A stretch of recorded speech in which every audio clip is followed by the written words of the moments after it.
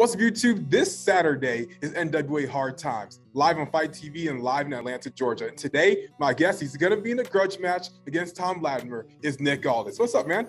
Hey, Malcolm. What's going on, buddy?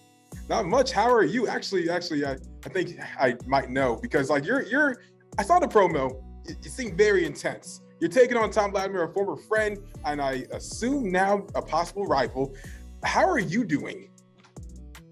I have a calm over me, Malcolm, because I let out what I needed to let out in there in that moment, and now we're getting closer to the event, it's kind of dawned on me, and did some backtracking, and I just figured, well, it was always going to come to this eventually, so let's go take care of business.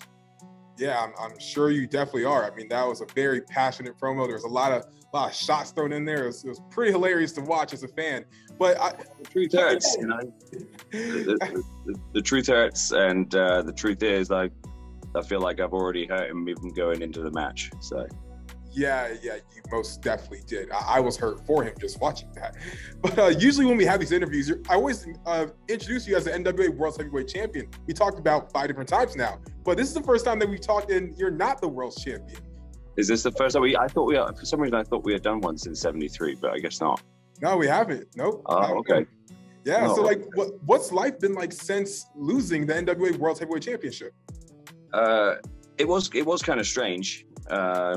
At first, but I was also, just very proud of the run. So I was sort of very glad that after such a long time that the match sort of lived up to the standard of the matches with Cody and with Marty and stuff like that. So yeah, because that's the risk you take when you have the title for a long time. Is then the moment really has to count. And I was proud of what Trevor and I did. I felt like we did that. Most definitely. And like one thing I've always really admired about you is like your confidence and conviction when you were the champion and still right now. Where would you rank your NWA title reign amongst some of the greatest compared to like the NWA then, NWA now? Where would you put yourself amongst the greats? I can't answer that. It's really a subjective thing. That's there are always going to be people that that will never be able to see me in the same bracket as the old timers like Flair and Harley and Dusty and guys like that. But and they may be right. I kind of feel the same way. But I also appreciate that. I think it's my desire to be sort of to shoot for that level is what people can understand, and ultimately it's really hard to do something like that. It's really hard to do anything extraordinary, but the only way you even have a chance is to believe you can. Oh yeah. No, of course. And I guess to like follow up on that, what's your goal now? I know you obviously have the match this Saturday against Tom, but after this, let's say you're gonna get the win. What's the goal for Nick Aldis going forward? Do you go for the rematch? There's other championships in NWA. Do you go for them? What's your goals now? Well, it's funny because I just did WrestleCade, and somebody mentioned you actually, and I'm trying to remember who it was. But one of your cronies or associates or some sort of nefarious character who dropped your name was there. But anyway, it was amazing to me how almost every fan that came to me at WrestleCade, and Mickey and I did very well. We were busy all day. I mean, her especially, but it was amazing to me how almost all of the folks who came to see me said something to the effect of, "God, we wish you were still the champion. I can't believe you. Can't believe you're not the champion anymore. And when are you going to be the champion again?" So that's encouraging. That's a nice thing to know. Because obviously I jokingly said to a lot of them, that sentiment wasn't that strong, when I was past day 1000. People were going, "Oh, well, he's still the champion, when's he gonna do?" So you can't win. But anyway, it's one of those things that maybe don't know what you got till it's gone. But it's certainly not taking anything away from Trevor. Look, Dory told me this, Dory Funk.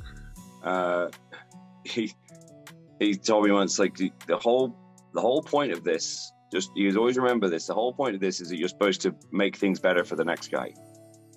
You know, you're supposed to leave it in a better state than you found it. That's why they picked you. And it was very, very aptly put, because, you know, there are variations of that that are always banded around. But the way that Dory articulated it that day was it really made sense to me. And Harley had said similar things too.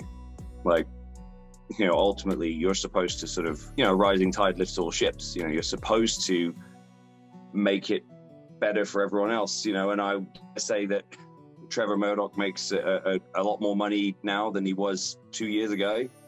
So are a lot of the people who, you know, who came through the NWA and went on to bigger and better, you know. So I take pride in all of that, because I sort of, I feel like, you know, even if it's on a smaller scale than you know, the real big names like Flair and Harley and, you know, Dory and people like that, I still feel like it's a pretty cool sort of significant thing to point at. It's like, no one can take that away from you. You know, when you go, well, there's a group of pro wrestlers who are much better off in their careers now, you know, partly due to the work that I did as NWA champion. There's not a lot of people that can say that, so that's a cool feeling. Most definitely. So, are you gonna go have that rematch? Are you gonna shoot for that national title? I think that, for me, I don't have any interest in pursuing anything else. Well, like that, I would be lying if I said that, you know, the national or TV title was a target for me. It's not. You know, if when the time is right, like, I would, you know, go after the world title again. Of course. So I want to transition to talking about Hard Times, because even though you are going to go for that world title again one of these days, there's also a new championship being introduced to NWA, or not new, it's more reinstated championship. Being the Junior Heavyweight Championship. And there's been so many great champions that have held that title before. These are Thunder Liger, Sputnik Monroe, and some more, of course. How important is it to have that title now back in the NWA compared to NWA back then, compared to modern day National Wrestling Alliance? I have lobbied for it a couple of times. Thought it was a good idea. I probably would have gone for that before the national. You know, so I mean, I probably would have gone like world, TV, and then national. But I also understand, or junior heavyweight, sorry. But I also understand why they did national, because at the time, NWA Power wasn't a thing yet.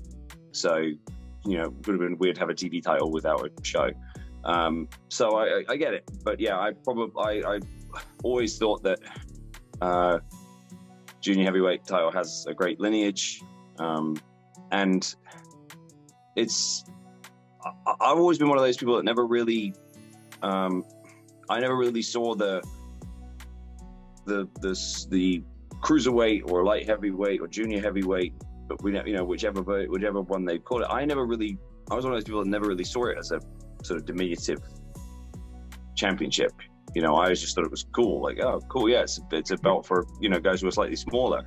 So it's like, that's okay. Yeah. You know, but I'm also a big boxing fan, you know, so for me, you know, weight classes and all that it's irrelevant. You know, I mean, look at you know, now we talk about pound for pound, because people sort of have evolved and realized, like, yeah, look, there's nothing quite like the heavyweight championship, but, you know, but as far as like acknowledging who's great, like, size doesn't come into it, you know, and we've evolved to that now in wrestling. So I think the idea of defining the weight divisions makes all the sense in the world to me, because there are a ton of guys who are really, really good, but, you know, they're 170 pounds.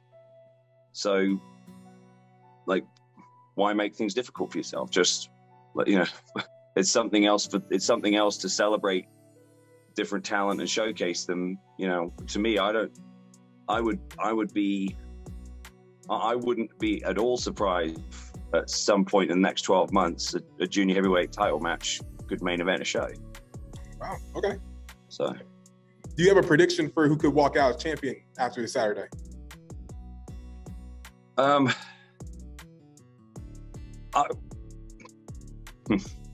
Look, obviously, You know, it's not my company, never has been. So, but you know, if my opinion is asked, and it is, I would say now what I said then, which was, to me, I'd build a junior heavyweight division around Darius Lockhart, Colby Corino, and Arya Daivari. Solid names, solid names. So it's, I mean, and all three of those guys are totally unique. You know, have very, very unique characteristics and stories. Colby, second generation, like, just what a, he is like, he's just become my absolute favorite new talent. Like, he's just got like such a sort of dirtbag heel, like, swagger thing going on, and it's just like, it's really hard to get that right, and he's just nailing it.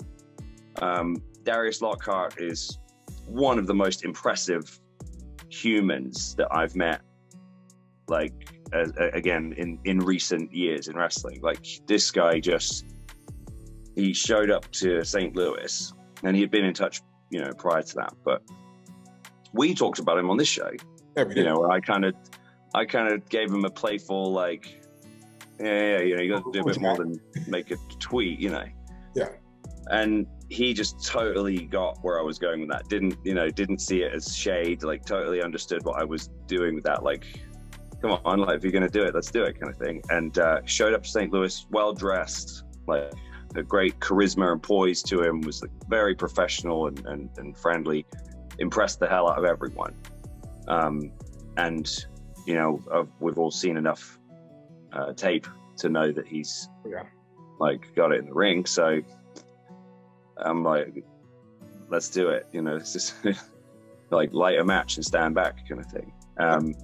And then Arya, I've known Arya for a long time. I'm very good friends with his brother. And he's like, he was always super talented. Yeah.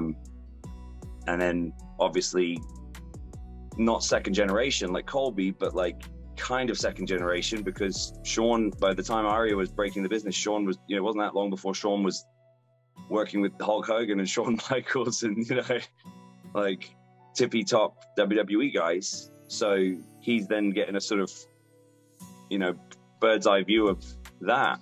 And so he's like, and now he's had his own run in WWE, had a good run, like, and then now he's just sort of reaching his peak. He's not even peaked yet.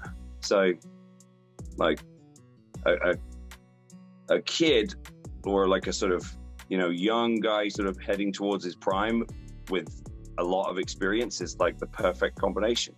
So that, and those three could tear the house down with each other in, you know, all those different variations and combinations for the next 12 months if they get it right. Oh yeah, easily. And on top of the fact that the junior heavyweight title is going to be on the line, there's also going to be like your wife's defending the Impact title. There's multiple championships on the line, including the Ring of Honor tag team titles. And you're someone that's been on Ring of Honor television before. You are one of the first people to walk through a forbidden door before. And now here's the Ring of Honor guys coming over to NWA. With like the hiatus that they're probably going on in 2022, what are some Ring of Honor talent that you'd like to see come over to NWA and maybe sign a contract? Well, I don't care about contract. I mean, that's an individual decision that, you know, the talent has to make. But well, I'm glad that Bennett and Taven are there. I like Mike a lot, and it's always encouraging to see people who kind of, you know, have dug themselves out of a hole and then are sort of really like back on the horse. Like, that's cool, man. I like Quinn McKay a lot. She's like, and I mean, to me, it's kind of astounding that she's not signed, you know, at the big company. But, you know, that's neither here nor there. Let me think. I think Jonathan Gresham would be great in that mix with those guys we were just talking about, like Darius and Colby and Arya. Like, man, that would be, you know, those guys would have some real nice matches. I know I'm missing people. I know Shane Taylor's made a lot of noise about wanting to wanting to come. He wanted to come, and obviously Flip. You know, Flip's like, I loved my matches with Flip. I think he's like, he was sort of right on the cusp of being like a major star, so he's you know, he's another one. He's like 30. Well, you know, he's just like barely sort of reaching his peak, and he's ready. He's like poised, ready to explode somewhere. So, you know, there's a lot of people to keep things interesting for all the companies for like the next 2 or 3 years if everybody plays it right and stays patient.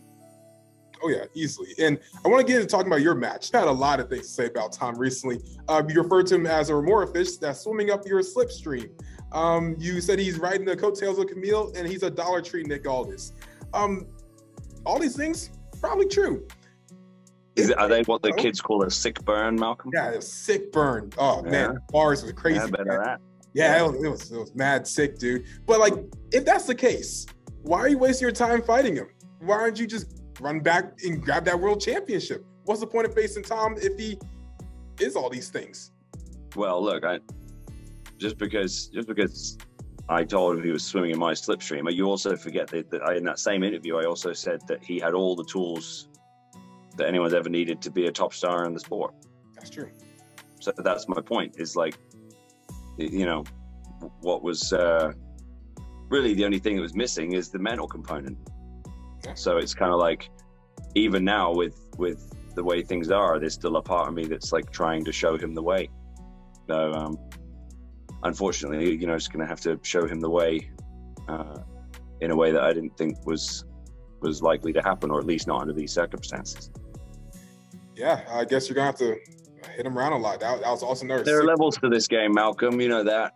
Yeah, you know, I wouldn't know that. I'm not the former world champion. So you're a smart guy. You know, you're not born yesterday.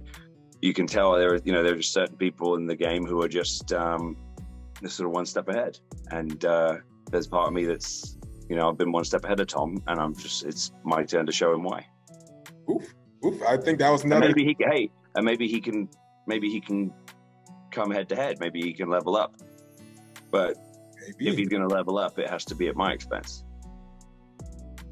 I don't know if that's going to happen. That's the way the game is played. You know, I won't say the phrase, but we all know which one I'm getting ready to say. Oh yeah, we definitely do. So. Before I let you go, I want to ask you a couple of questions that fans actually had. They were all very interested in hearing that fact you're coming back on. Of course, love having the national treasure. Mary had a question, and she said, will we ever see him team with Mickey in NWA? That's possible. That's been discussed. Yeah, it's funny how there's so many active couples now. Oh yeah. Like once upon a time there was sort of like one or two, and then it would be really cool if there were some, you know, that could sort of wrestle each other because they were quite few and far between. And now it's like every company's got like 3 or 4 like working couples. It's pretty extraordinary. Would you say you and Mickey are probably like the top power couple in wrestling right now? Hey, that's subjective, Malcolm. Stop trying to goad me into upsetting someone. Oh man, I tried. I thought you can't kill my buzz today. It's just not going to happen. I was looking for the sick burns, man. I thought we were at that point right now. But okay, you got to pay for sick burns. Oh, okay. I don't want to pay for. Get a cameo, and I'll insult you for money. Oh, okay. I'll let the people do that. I'm good.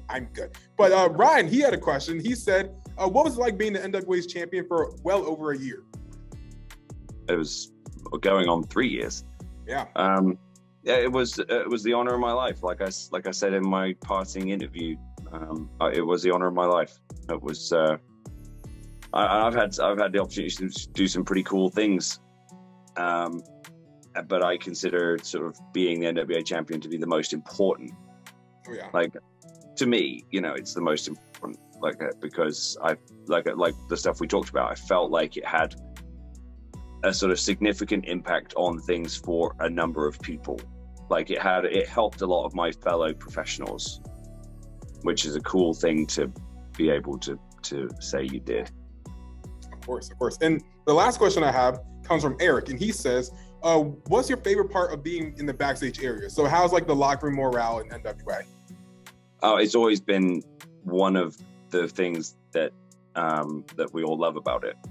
Awesome.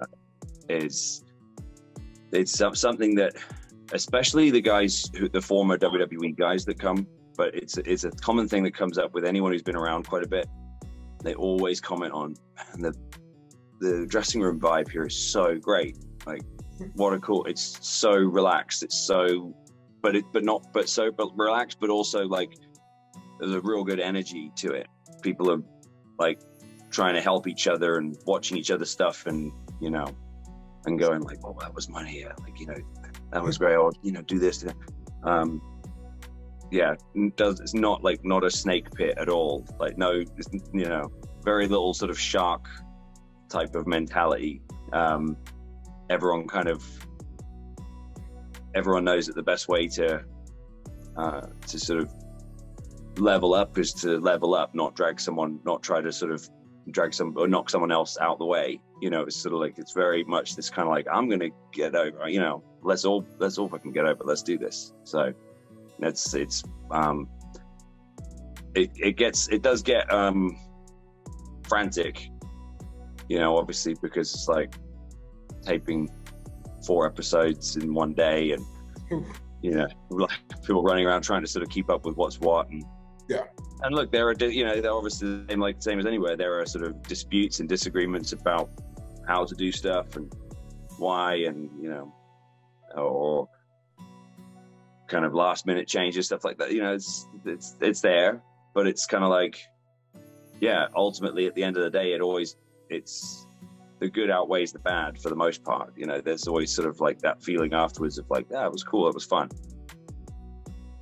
Perfect. But before I let you go, where can the fans find you on social media? At Real Nick Aldis on Twitter, at Nick Aldis on Instagram.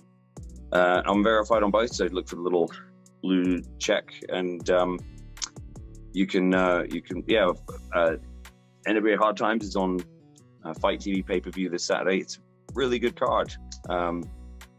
Like Malcolm said, Mickey's defending the Impact title against Kiera Hogan, Knox and Trevor for the heavyweight title, myself and Tom. Colby Carino against Doug Williams, a returning Doug Williams. I'm surprised you didn't bring that up, Malcolm. Yeah, I wanted to. I didn't ask me questions. Camille and Melina, and a boatload more. Austin Aries is showing up at the NWA for the first time. The Kingdom, you know, it's a really unique and loaded card. So if you're a wrestling fan, give her a go.